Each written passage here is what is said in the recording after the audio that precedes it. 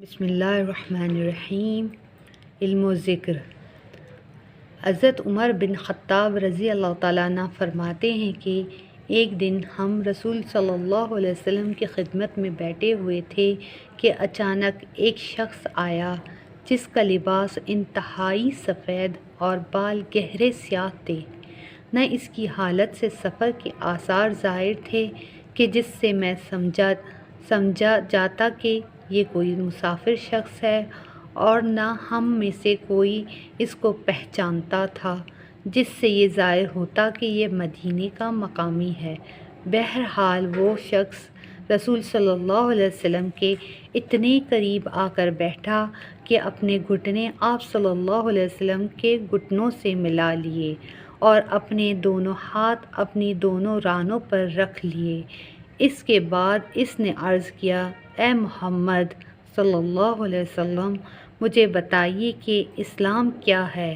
رسول صلی اللہ علیہ وسلم نے ارشاد فرمایا، اسلام کے ارکان میں سے یہ ہے کہ تم دل و زبان سے یہ گواہی دو کہ اللہ تعالیٰ کے سوا کوئی ذات عبادت و بندگی کے لائق نہیں، اور محمد اللہ تعالیٰ کے رسول ہیں۔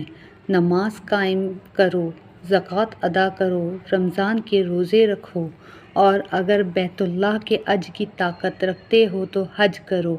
یہ سن کر اس شخص نے کہا، آپ نے سچ فرمایا۔ حضرت عمر رضی اللہ تعالیٰ عنہ فرماتے ہیں کہ ہمیں اس شخص پر تعجب ہوا کہ سوال کرتا ہے گویا جانتا نہ ہو، اور پھر تصدیق بھی کرتا ہے جیسے پہلے سے جانتا ہو۔ پھر اس شخص نے عرض کیا، مجھے بتائیے کہ ایمان کیا ہے؟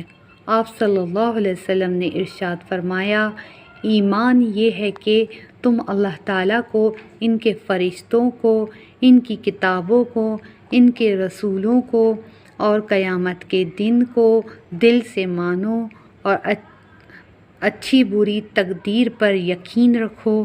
اس شخص نے عرض کیا، آپ نے سچ فرمایا۔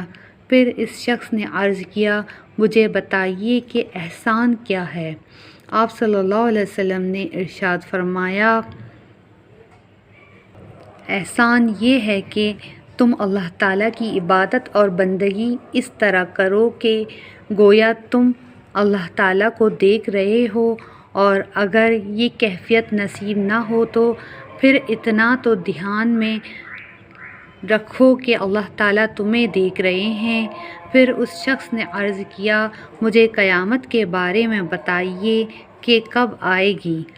آپ صلی اللہ علیہ وسلم نے ارشاد فرمایا، اس کے بارے میں جواب دینے والا سوال کرنے سے زیادہ نہیں جانتا، یعنی اس بارے میں میرا علم تم سے زیادہ نہیں۔ اس شخص نے عرض کیا، پھر مجھے اس کی کچھ نشانیاں ہی بتا دیجیے۔ آپ صلی اللہ علیہ وسلم نے ارشاد فرمایا، اس کی ایک نشانی تو یہ ہے کہ باندی اپنی مالکہ کو جنے گی، اور دوسری نشانی یہ ہے کہ تم دیکھو گے کہ جن کے پاؤں میں جوتا اور جسم پر کپڑا نہیں ہے، فقیر ہیں،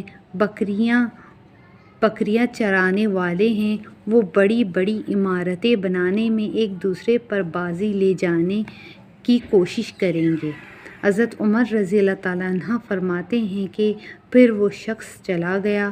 میں نے کچھ دیر تو وقف کیا اور آنے والے شخص کے بارے میں دریافت نہیں کیا۔ پھر آپ صلی اللہ علیہ وسلم نے خود ہی مجھ سے پوچھا، عمر جانتے ہو یہ سوالات کرنے والا کون شخص تھا؟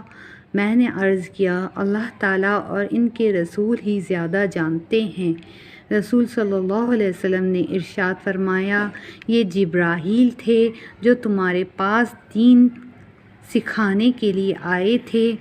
فائدہ: حدیث شریف میں قیامت کی نشانیوں میں باندی کا اپنی مالکہ کو جننے کا ایک مطلب یہ ہے کہ قیامت کے قریب والدین کی نافرمانی عام ہو جائے گی، یہاں تک کہ لڑکیاں جن کی طبیعت میں ماہوں کی اطاعت زیادہ ہوتی ہے، وہ بھی نہ صرف یہ کہ ماہوں کی نافرمان ہو جائیں گی، بلکہ الٹا ان پر اس طرح حکم چلائیں گی جس طرح ایک مالکہ اپنی باندی پر حکم چلاتی ہے، اسی طرح حکم چلائیں گی جس طرح ایک مالکہ اپنی باندی پر حکم چلاتی ہے۔ اسی کو رسول صلی اللہ علیہ وسلم نے اس عنوان سے تعبیر فرمایا ہے کہ عورت اپنی مالکہ کو جنے گی۔ دوسری نشانی کا مطلب یہ ہے کہ قیامت کے قریب مال و دولت ان لوگوں کے ہاتھوں میں آ جائے گی جو اس کے اہل ہی نہیں ہوں گے۔ ان کی دلچسپی اونچے اونچے مکانات بنانے میں ہوگی، اسی میں ایک دوسرے پر بازی لے جانے کی کوشش کریں گی۔